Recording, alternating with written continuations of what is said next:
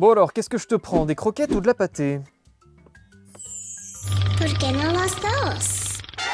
Ouais, sacré dilemme. En France, les chiens et les chats, c'est respectivement 7,5 et 15 millions d'individus. Tous ces animaux de compagnie, il faut bien savoir comment les nourrir. Et si on veut limiter l'impact environnemental de son chien ou de son chat, vers quoi il faut se tourner? Du point de vue purement environnemental, ce qui va vraiment être le plus écologique, ça va être les croquettes. Pour nourrir un chien de 15 kg, une croquette, c'est 400 grammes de CO2 par jour. Si on nourrit avec de la pâtée, on est à 1,3 kg par jour. Mais alors, comment expliquer ces disparités? C'est toujours bien de la viande qu'on met dedans, non? Entre les croquettes et la pâtée, c'est pas une histoire de contenu, mais de contenant, d'emballage quoi. Autrement dit, à masse équivalente, une pâtée nécessitera plus d'emballage, ce qui fait donc augmenter son empreinte carbone. Mais il y a une troisième option, encore plus émettrice de CO2, la ration ménagère. C'est-à-dire cuisiner soi-même pour son animal en allant acheter les ingrédients directement au supermarché. On va passer de entre 1 et 7 kg de CO2 par jour. Pourquoi émet-elle plus que les croquettes et la pâtée? Pour le coup, là, la raison est bien à chercher du côté de la viande. En fait, la ration ménagère n'utilise pas les mêmes morceaux que les croquettes et la pâtée. Je vais prendre l'exemple d'une cuisse de poulet que j'ai achetée au supermarché pour mon animal.